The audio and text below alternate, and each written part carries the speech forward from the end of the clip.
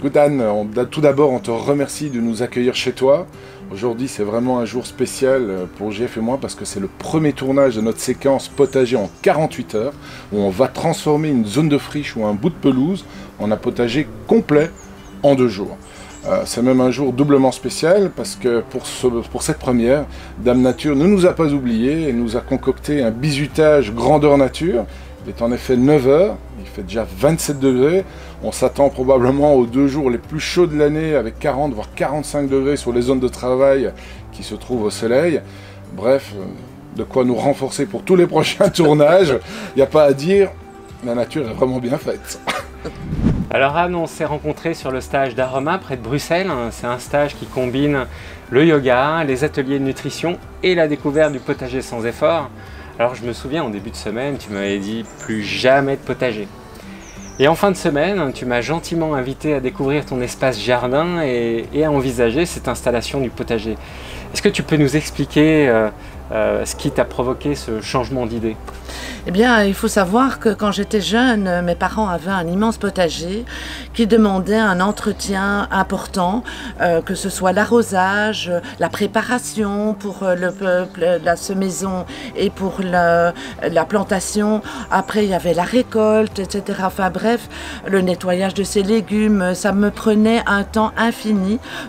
En tous les cas, j'ai l'impression que j'ai consacré tous ces week-ends, toutes mes vacances, tout mon temps libre. Et qu'est-ce qui a provoqué ce déclic, justement aujourd'hui, pour envisager cette installation de potager?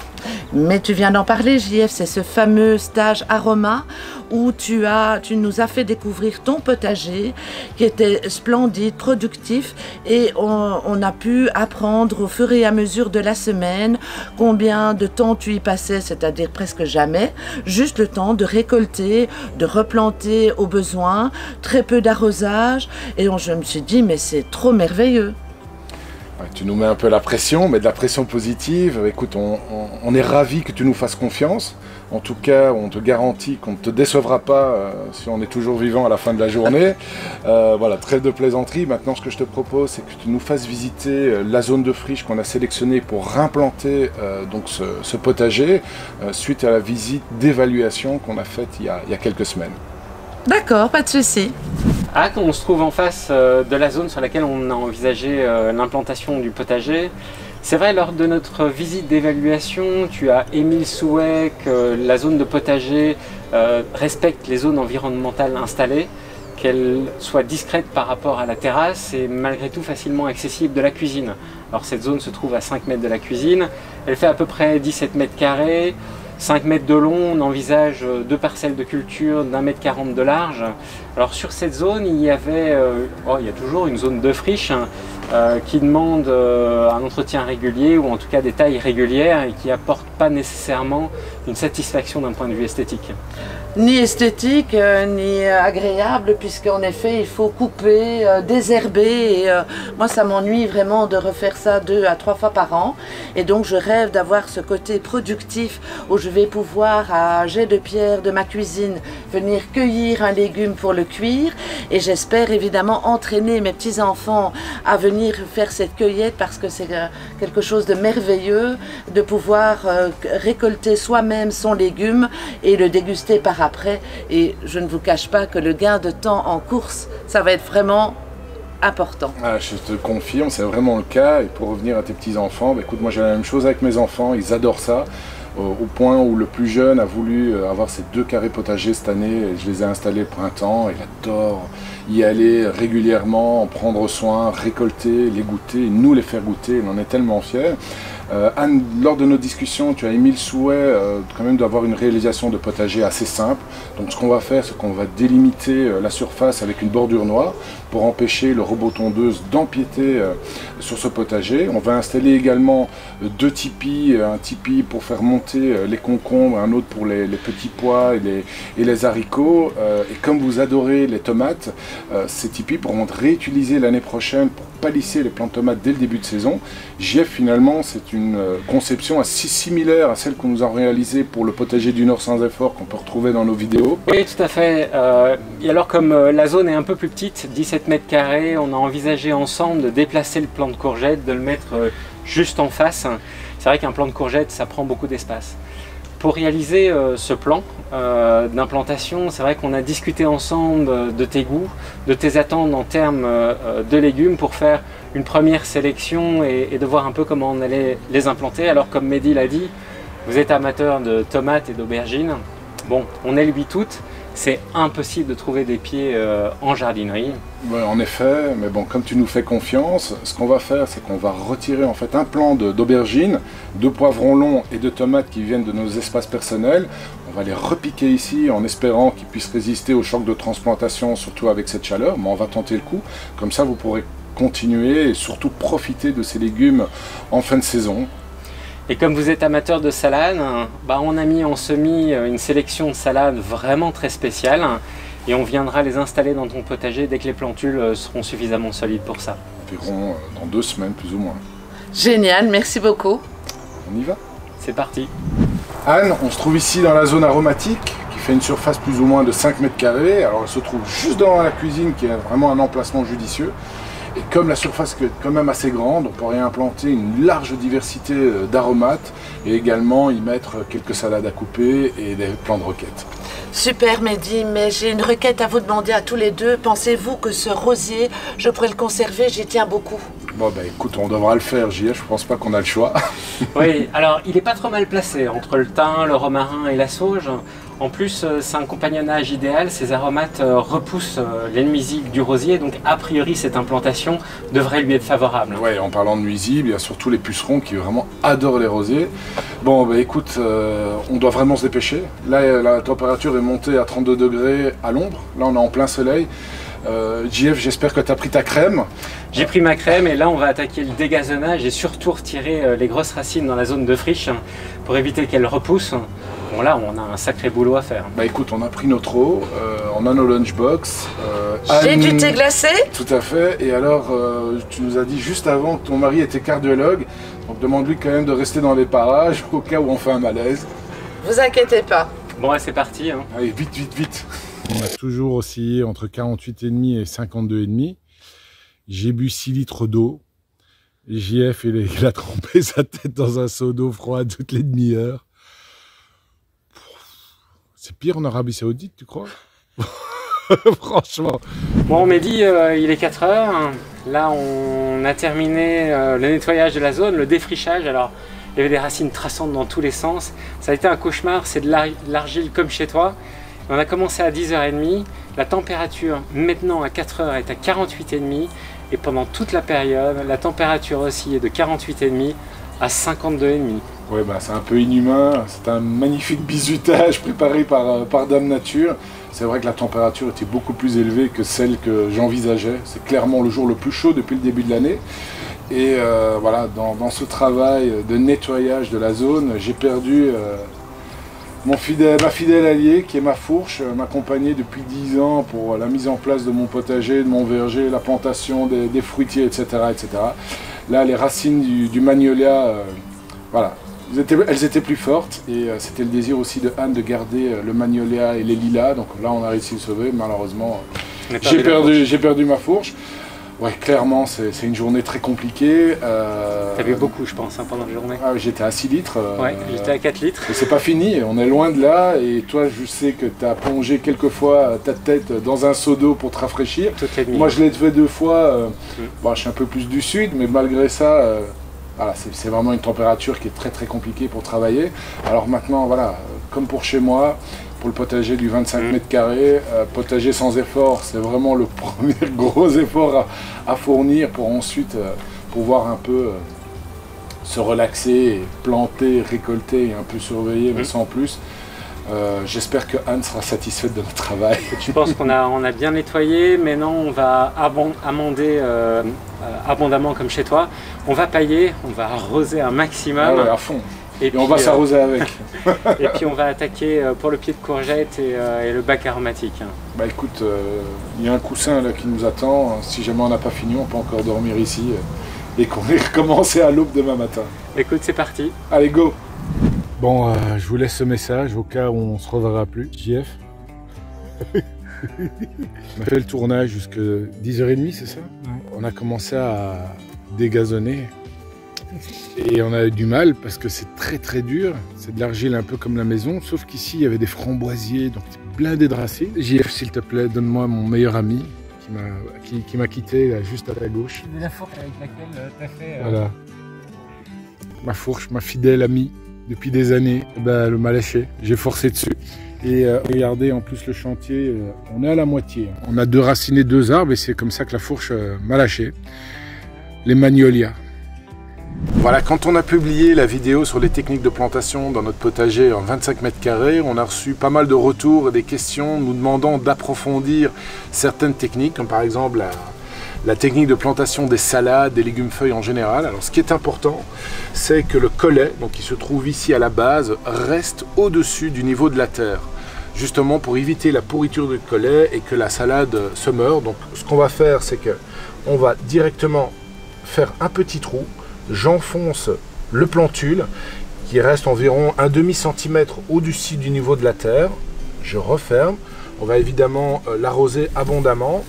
Et ici, je mets du paillis, mais je laisse le paillis quand même certainement 3-4 cm autour du plantule, justement pour qu'il puisse continuer à s'aérer et à ne pas pourrir. Voici concernant les plantations des choux, ça concerne absolument toutes les variétés de choux. Ici en l'occurrence on a un cavolo nero, un chou toscan ou encore appelé chou palmier ou chou noir. Donc ici ce qui est important c'est justement au contraire des salades l'enfoncer très profondément jusqu'aux premières feuilles afin qu'il reste bien droit et qu'il s'ancre bien dans la terre pour quand il commencera à croître. Donc ici on fait un trou assez profond dans la terre, on l'enfonce bien. On recouvre de terre donc jusqu'aux premières feuilles.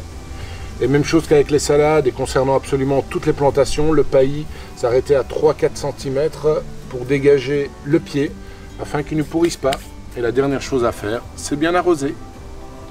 Alors pour les techniques de plantation, on nous a demandé de préciser un peu ce qu'on faisait avec le poireau. On a remarqué qu'effectivement on coupait la racine pour ne laisser que 2 cm. On coupait les parties vertes pour avoir un poireau qui fait à peu près une vingtaine de centimètres. C'est important de rafraîchir le poireau avant de le planter, surtout quand, comme on peut le voir sur le thermomètre, il y a 52 degrés au soleil. On rafraîchit le poireau en coupant la racine et laisser 2 cm. Ça permet à la racine, lorsqu'on met le poireau dans le trou, que la racine reste bien verticale. Si les racines sont trop longues, elles vont remonter, ça va être difficile au poireau de s'implanter. Et on va couper la partie verte, donc pour garder une vingtaine de centimètres. Couper la partie verte va limiter l'évaporation et ça va faciliter aussi l'implantation du poireau. Comme j'ai déjà fait le trou, je mets le poireau dans le trou et il va se reboucher de manière automatique avec l'arrosage. La réalisation du potager est terminée. Je vais expliquer en grande ligne ce qu'on a fait. Donc, sur la zone à l'arrière, il y avait 2 pommiers, un acer, un lilas et un magnolia. Anne voulait garder ce beau lilas et ce beau magnolia qui avait raison de ma fourche bêche. Et donc ce qu'on a fait, c'est qu'on a dégagé ces 2 plants, on les a replantés ici. Afin de faire une zone d'ombre sur les salades et sur les choux. Ça permet aussi à la serre de pouvoir continuer son développement d'une manière bien aérée. Exactement la même chose pour le pommier. Et puis ces 2 plants aussi vont pouvoir aussi se développer. Ça sera plus facile pour les tailler, plus facile pour contrôler leur croissance dans des bonnes conditions. Alors ici on a plus ou moins fait la même chose qu'on avait fait pour le potager du Nord en tenant compte évidemment des goûts d'Anne. Donc on a différentes zones, 1 mètre sur 1,40 m de profondeur, il y a un chemin au milieu, tous les mètres, donc on a planté ces 2 piquets pour pouvoir justement poser le pied espacé de 20 cm. À l'arrière il y a 2 tipis, donc un tipi sur lequel on va faire monter les haricots à rame et les autres les petits pois à rame qui vont pouvoir également servir pour palisser les tomates la saison prochaine. C'était effectivement un tournage qui n'était pas facile, il a fait vraiment très chaud, mais je pense que là on a vraiment mis en place un potager du Nord sans effort pour Anne. Alors pour la structure tipi, on a utilisé une autre structure que sur un potager de 25 mètres carrés. On a utilisé un piquet en pin ou un noisetier de 2,40 m de hauteur sur lequel on a été fixé des œilletons de part et d'autre de la ligne verticale qui vont nous permettre aussi de palisser des tomates la saison prochaine. Une fois que les tomates sont extrêmement chargées, c'est vrai qu'un piquet comme celui-là, c'est extrêmement solide, c'est facile pour palisser les tomates, c'est vraiment l'idéal.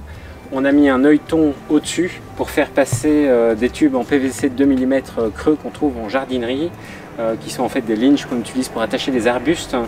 On utilise, nous, en permaculture, des cornes qui sont biodégradables. Le problème des cornes, c'est qu'elles ont tendance à se détacher avec la pluie et la terre. Et donc, il y a de nouveau de la maintenance là-dessus. Donc, les tubes en PVC, c'est vraiment l'idéal. On a planté le long des tubes et des accroches et des sardines 5 à 6 haricots princesse à rame qui vont pouvoir grimper dessus. Et les petits pois à l'arrière. Donc, les haricots vont faire de l'ombre aux petits pois. La saison prochaine, on va pouvoir utiliser la grille qui est ici derrière pour palisser, que ce soit des petits pois, des haricots princesses, des courges. Donc on va réutiliser cette grille-là. Sur la zone aromatique, on a vraiment 2 zones particulières. Ici, ce sont les aromatiques, ce qu'on appelle de garrigue, qui aiment le soleil, qui claquent. La contrainte, c'était de garder le rosier. Donc on a mis le thym, l'estragon, la sauge autour. On a de l'hélicryse italienne, du basilic, de la coriandre, de l'origan et un plant de laurier sauce. On a paillé avec du minéral, hein, ça permet d'absorber la chaleur du soleil, de la renvoyer à la terre, et donc ce sera vraiment la zone chaude de la zone aromatique. Sur la deuxième partie de l'aromatique, on a les roquettes.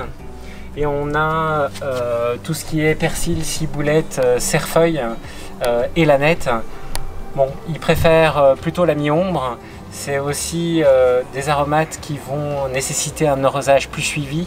Et c'est la raison aussi pour laquelle on a paillé avec du miscanthus qui va pouvoir faire une véritable réserve d'eau. 2 zones différentes avec des paillages différents, car il y a des besoins différents. Alors quand il fait très très chaud, et dans notre cas quand on vient de terminer une installation de potager en 2 jours avec 50 degrés de moyenne au soleil, rien de mieux pour fêter ça, faire une mélissade. On laisse tomber le mojito, tout ce qui est alcoolisé, parce que là on est déjà bien entamé. Alors pour faire une mélissade, il faut de la mélisse de jardin, 5-6 tiges, il faut 4 cuillères à soupe de sucre ou de sucre de canne, 1 litre d'eau, et puis un seul citron vert. Pourquoi? Parce que la mélisse c'est déjà de la menthe citronnée et donc il y a déjà une saveur de citron dedans.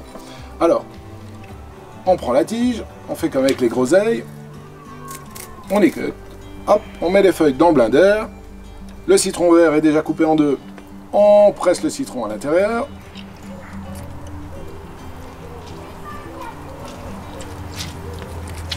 voilà, et puis on termine par 4 cuillères à soupe de sucre. Je vais me lever pour bien viser.